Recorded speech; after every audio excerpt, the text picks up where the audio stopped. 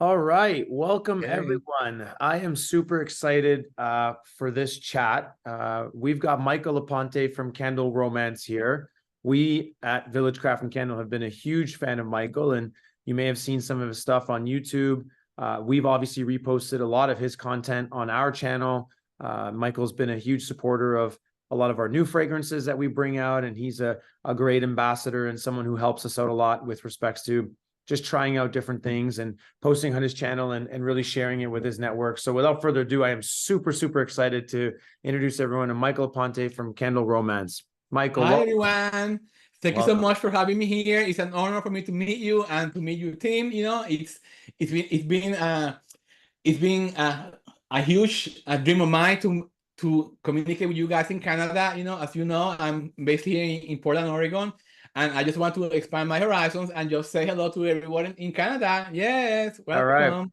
Welcome, Michael. And listen, so everyone knows that when we interview different makers and business owners and entrepreneurs, we really attack it from a variety of different perspectives. One, obviously, from the creative angle, which is we're going to get into very shortly and get an understanding of what inspires you.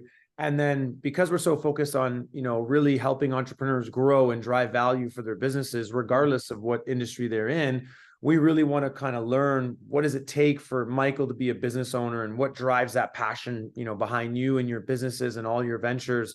And so that everybody can get a true sense of, are they sharing the same challenges? Are they sharing the same wins? Are there wins or challenges that they may not be experiencing that they think they can and to at least help them grow? And I think the objective of these, that we've been doing now for quite some time is really to help everybody get that exposure at the level that they may not, on a regular basis. So we're super happy that you're with us. And like I Thank said, you. we're a huge fan of you, Michael, and your content and the work you do and the business that you have. So I want to get quickly into this. I know we don't have a lot of time, and I really want everyone to understand. Talk to us about who Michael is. What is Candle Romance? How did you get to becoming just a fantastic creator and maker in your business? I think what may be different from the rest, and what I think I have success on this business is that I follow my heart, I follow my passion.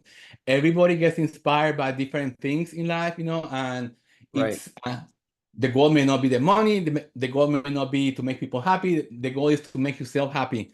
Once you're happy what you're doing, when you trust what you're doing and what you're creating, when you have the passion.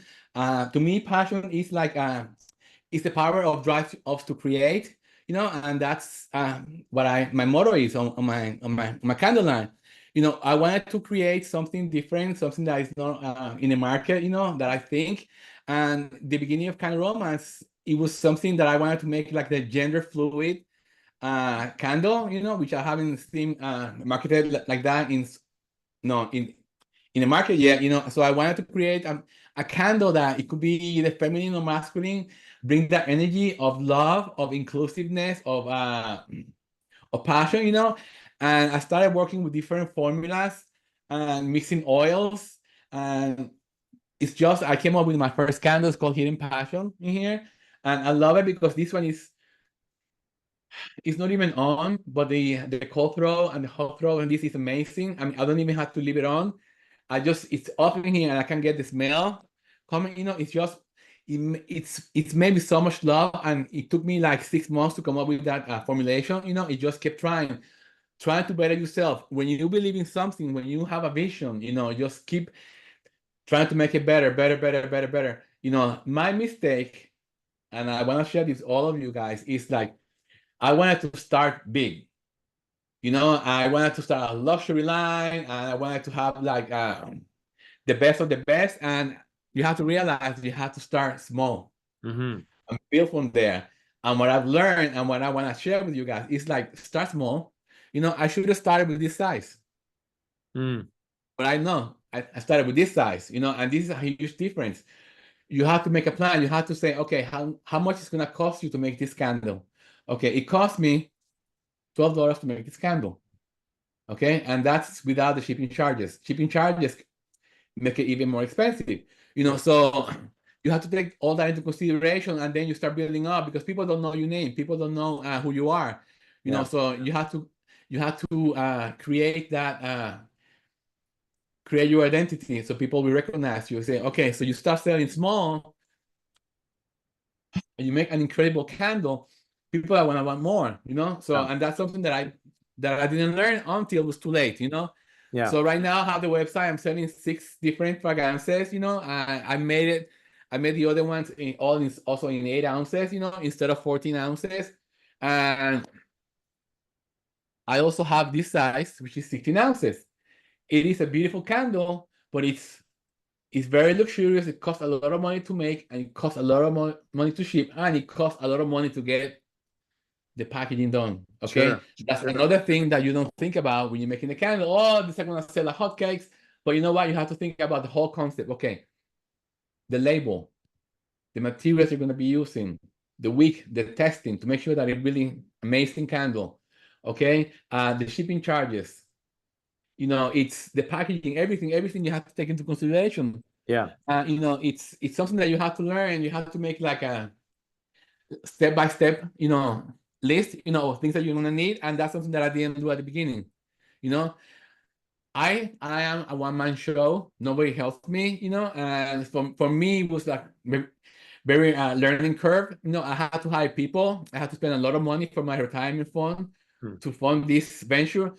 Do I regret it? No. Because if I can share this with you people and can learn from my mistakes, you know, say start small, you know, have a vision, make one candle, make it the best you can, and just start small and just introduce it to the people. Yeah. And that's the best advice that I can give you. No, it's so good, and I appreciate that, and thanks for sharing some of your products as well, because it is beautiful stuff that you make. And it's funny, you know, you hit on something that a lot of us entrepreneurs, myself included, when I was starting out, was thinking big is the only way that we should be thinking. And some of that, to that degree, is probably true. And you need a little bit of that big thinking vision to kind of help feed that Yeah. momentum and fuel the energy that you need when starting a business, because it can get pretty, you know, demotivating at times, right? And you lose that encouragement if you feel like you're in a lull. But we're in a different age now, you know, with social media and the Yes. scalability of getting your name out. Let me ask you a question. Where do you think, or let me rephrase a little bit, how much emphasis do you think a business owner, specifically in our space, candle personal care making, has to put on the brand more than the diversity of product? And so you mentioned something that was interesting. Start with something small, perhaps 1, maybe 2 SKUs, something manageable in terms of cost, and where you can manage your expectations and be able to still deliver the product. But what about the brand? We live in such a unique society today where you can invest and scale your brand at a much faster and cost-effective way. And truly, at the end of the day, your brand is what's going to sell the product, especially if Yes. you're predominantly on an e-commerce world. Your brand needs to sell your product because nobody Yes. has the opportunity to touch, feel, and smell, you know, the fragrances that Yes. you're using. And so what kind of advice would you give someone, and possibly share some of the experiences you've had in investing in your brand to make that name for yourself and to really define the identity of who you are so people are aware of your products that are coming out? We know it's Candle Romance. Okay. This is why I'm wearing this earring today. Uh-huh. You know, TikTok. TikTok. I bought this on TikTok, and I want to tell you something, guys. This earring is worth like 25 cents. I pay $67 on TikTok. Okay. You know why? Because the person who was wearing this earring there was a very handsome man, you know, and he was wearing this ring to the beach, and he was surrounded by people who were very happy, and they're, you know, it's so you know, so it doesn't matter if it costs $7 to make or whatever, you know, it's just the image. It's just to find someone to go and just have this in their hands. It's just the image. You just have it. You have to make this visual to people. You have to Instagram. I do Instagram. I do. I haven't done TikTok yet because that's another monster that I need to conquer. You know, but to me, like social media, it's it's the cheapest way that you're gonna be able to sell your product. You know, TikTok is a big e-commerce now. You know, at least in where I live. Yeah. And Instagram, you know, it's just put your product out there. You know, it's for me, because I don't put the emphasis on selling the product anymore. I only rely on people when they come to my YouTube to my videos and they relate and they go to my store from YouTube and just shop from there. Yeah. That's my main income. People go there and people see me and they shop from there. But if you want to go big, social media is the way to go. Just put the product out there, have people talk about the product. It's just that it's the only, and it's free. It's free. You don't have to pay a marketer, all that. Yeah. But at the same time, you have to have a niche. You have to have, okay, if I buy this, what am I going to get out of this? It's like, I tell them, if you buy this candle, it's going to give you, in other words, it's, sex sales. A lot of people buy with the impulse of buying gratification. Love. People are alone. People are, I don't know, lonely. They want to buy something that they feel that they have company. They want to have something that feels inspiring. So if you approach it that way, if you get this, at least you're gonna feel something that's gonna make you welcome and loved. Yeah. And that's a process I try to say. It all depends on the product. It's also, it's at my age, I come from old school. So this is all new to me. Like I told you again, I'm doing this all by myself. So for me, it's kind of hard for me to really introduce myself in technology like that. It's difficult for me, but at the same time, I'm happy. I'm content with where I am right now. My main purpose is just to help people to learn and just to get the products out there. That's incredible. And I'll be honest with you, I've spoken to, and I've had the privilege of speaking to, many business owners, much like yourself, where you hadn't been doing this for a long time, but you've jumped into it and you've managed to find this passion and creativity to just kind of open up and be able to allow yourself to deliver it through making of these crafted products. And one of the things that, I'm noticing as well is it's kind of a two-sided game. So there's the creativity and passion and the story that feeds into the product. And then there's the brand and market placement. And now you're in this crosswinds to say, okay, I can make a product and I can create a fantastic fragrance and an inspiration that I can deliver through product. But the biggest question that I always, hear from other entrepreneurs that are in the space is, how do I price it? And the concern is, am I going to outprice myself? Am I going to underprice myself? Are people not going to take me seriously? What's the right price to position myself in the market to maintain the brand? And that's why it's so critical, in my opinion, to be quite honest with you, is before you even start touching product and making something, I believe it's very critical that you start with defining who you are as a brand and what the perception is that you want people to have about you, and then work backwards from there.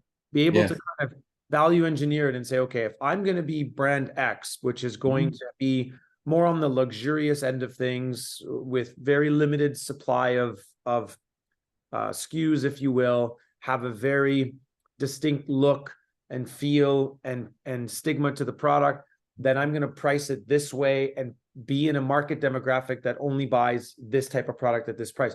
Or you could be on the other side of it and call it, middle market demographic and say, I'm going to price it lower and have a few other different options of products. And so I think, and to your point, you mentioned before where you showed us a couple of different options that you currently sell that are at what I presume to be a difference in price substantially from one to the other. It's hard because people can get lured into the excitement of creating all these different products and different price ranges, and you really tend to confuse the customer because they don't know who you are. I think the important thing is, specifically in our world, being makers in the personal care space, if you will, is that the brand really defines the product, which defines the price, which will then effectively define the market. I think people, much like yourself, you've kind of defined this yourself in the sense that who your market is. You've created an identity in a product, which your gender neutral products that you created are meant for a wider demographic, but less products offered. You think 5 or 6 you currently offer, and a price range that can sit within the same market size. I see this over and over again. People going from one end to the next and trying to do 100 different things, and it's like, using you again. Stick in your lane, do it well, master it, and then you continue to build a brand where people know, if Candle Romance is going to come out with another product drop, we know what it's all going to be about because we're familiar with the other products. Yes. So I commend you for that, for staying disciplined and not necessarily, diversifying too much, because it can be very easy doing so. There's a lot of product out there in the market. Yes. Let me jump on a little bit forward in terms of the creativity aspect of it, because, as I mentioned earlier, you're a friend of ours, and you're always participating and sharing your experiences with new fragrances that are coming out for us and different kits that we have. How do you assess fragrances when they come to the market before you choose to use one? Is it just inspiration from your day-to-day life? Is it fashion inspiration? Is it music? Is it people? Or is it something that you just feel like you have to consciously, make a change based on seasonality? And how do you make that decision? Okay, so I got this package yesterday Okay. for another company. Okay, and I'm not gonna mention the name. So they send me the newest releases, and they know what I like and what I don't like. I say when I review something, I can review any fragrance oil that you send me, but I have to be honest with it. If you send me a fragrance oil, I go by the smell. I go whenever I open a fragrance oil, I close my eyes and just let the scent speak to me. Mm-hmm. You see, I'm kind of old and I travel the world, so I know, I have these memories in here. And this is what I love making candles. It's just I let the scent touch my soul and speak to me. And that's what I want to, when something is that deep, like when I did these candles, I say, oh my God, I love this. I want to share this with my subscribers. That's how I assess the scent, Yeah. And I'm not too crazy about gourmet scents. They feel when they are too sweet, when they are too fruity, or the baking scents and all that stuff. I'm not too inspired by them. It doesn't mean that I'm not going to view them, but they don't inspire me. You see, what inspires me is like the deepest, rich, musky, amberish, fresh lavender, and stuff like that. Something that it really provokes a feeling, in me, and that's where I get inspired. Sometimes I see a vessel, and I look at it, and I look at the scent, and I say, okay, which scent is telling me to? It's different for me to. It's hard for me to explain, because I have this gift that I could say, that sometimes I see shadows, like the other day I was walking I was with my two puppies in there, and and they were running around, and then I saw a vision of my other puppy that she passed away last summer. I mean, this summer. And so it inspired me to do that, and sometimes I get a whiff of smell, and I have to find the smell, and I have to make a candle out of this, and I look through the samples that I have, and I make a candle out of it. Right now, I'm testing 3 different scents on my latest video. Oh my God, these are amazing. And it brings me so much joy, and that's what inspires me. The color of the trees outside that I see in here right now, the greenery, the smell that the green smell that they bring me, it's life, it's energy, it's Yeah. passion. Yeah. I That's love the that. best way I can describe it. No, I love that. And I think, as going back to the earlier comment, as people get lured into the excitement of trying to diversify and add more products, you lose connection with, the natural connection with the product, whether it's a nostalgic feeling of in childhood, or if it's just something as you're looking outside. And as we go through seasonal changes, the aroma of the outdoors and, the beauty of nature that can inspire you, we kind of lose sight of that because there's so much available. And, we're so fixated on trying to do too much too fast, when I think creativity is such a personal thing. It's connected to the heart, and we're in such a creative space, to be quite honest with you. Other than being an artist on painting on canvas, I think we're in a very creative space. You get to express yourself through, aromatic products that are effectively laid out all across the home or wherever other places you have them. And so scent is so critical because there's such an emotional connection to it, right? Yes. Yeah. It's like this kit that you sent me. Yeah. These are amazing. I think this is the best way for you to feature like a collection. Yeah. I made this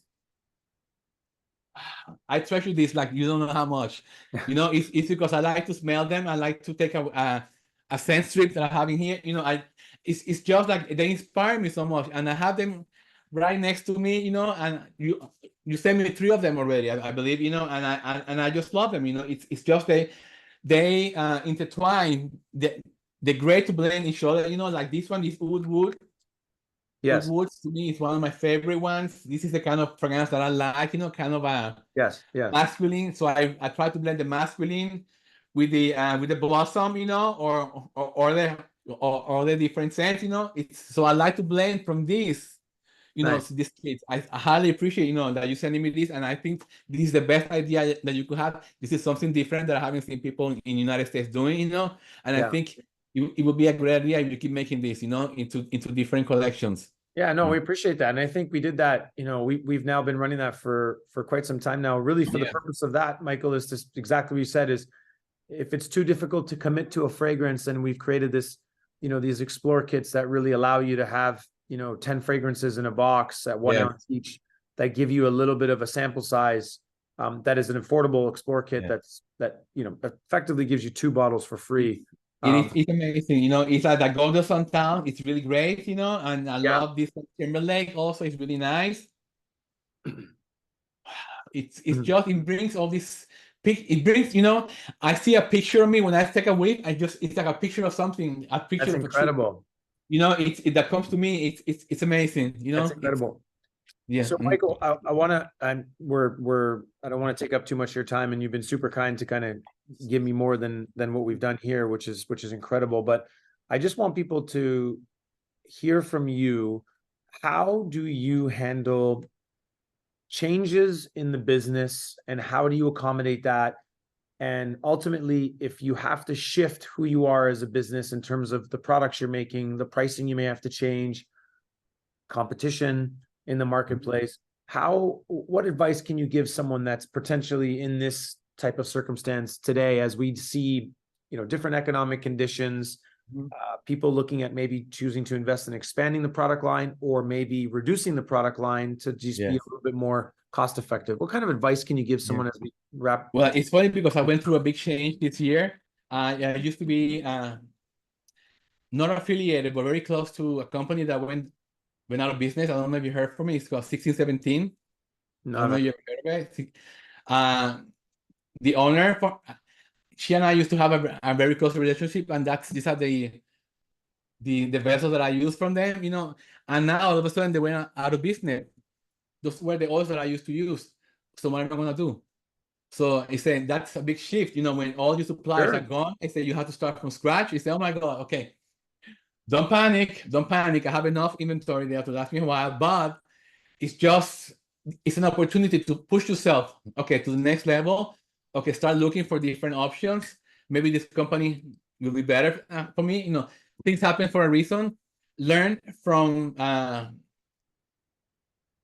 not a failure, but learn from an event. You know, if something closes the door, another door will open. Keep searching. You know, maybe sure, this is for you to get better. You know, to experiment new scents, to maybe do more wax melt, maybe do more room sprays, maybe do something different, maybe get into soaps, or you know, just try something different. You know, like I'm trying now to do some room sprays. You know, and for example, this one, I think you sell this. Do you sell this bottle? no, our bottle's just launched, and it looks similar but a little bit different in the sense of the Yeah. So you know, so try those. You know, try something new. You know, keep challenging yourself. And just the past is the past. Just keep going and look forward for something new. You know, and I love just that. yeah. I love that, Michael. And honestly, like I'm going to add to that because I'll speak on behalf of Michael in the sense of I'm very familiar with businesses, much like Michael, who may have a trouble with supply chain issues and faced with adversity where maybe a supplier goes out of business or doesn't carry the supplies that they want or they need anymore. And so you have to make these fundamental changes. I think the one piece of advice, which I'm sure you can agree with, is looking at always trying to diversify your product mix, and so that you don't have all your eggs in one basket, in the sense of not your entire product line is made with the same vessel, diversifying it if you can, whether it be sizes, colors, shapes, obviously with different fragrances, and like you had mentioned as well, which I think is a very, very important point, potentially diversifying the types of products you make. Whereas you can have a product line with candles, and you can be in the room sprays and diffusers, as well as soaps and shampoos, where you become this holistic personal care supplier. And now you have this ability to kind of hedge yourself through lower parts of seasonality, but also with any adversity that you may be faced with, and some of the challenges that us business owners go through all the time. So no, I appreciate that, Michael. And again, we're such a huge fan of what you've done. We love your story. We love your company, love your products, love the support you give us. How can anyone find you? Socials, YouTube, website, how can anyone find you? We will post all of your links on the video, but how can we find you out here right now? My website for my candle line is called candleromance.shop. Okay, .com is already taken, so .shop, candleromance.shop. My Instagram is @TheRealCandleRomance. My Facebook page is Candle Romance, all on Facebook. What else? Do you have TikTok yet or not? I'm working on TikTok. I started the channel. It's called at the Real Candle Romance too, but I'm working on that. It's taking a bit of time. It's kind of crazy because I like to mix my personal and my business together. It makes it fun. Sure. To me, I'm here to have fun. At the same time to have the business. But it's just, if you enjoy what you're doing, it's you only live once. That's the formula. So we're gonna repost all your links. Okay, thank you. Post this video, so I really appreciate it. But Michael, again, thank you. You've been more than generous with your time. We really appreciate it. Thanks so much. If anybody has any questions, they can always reach out. We'll flip them over to Michael, and you'll have all his links to check out his stuff. But Michael, once again, thank you so much. And obviously best of luck with everything you're doing with the business. And we're really looking forward to seeing what else you can come up with in the future. Thank you so much. Thanks so much, my friend. Keep sending me your beautiful products for me to review, okay? For sure, will do. Thanks, Michael. Thank you so much for having me. Thank you so much, everyone. Take care of yourself.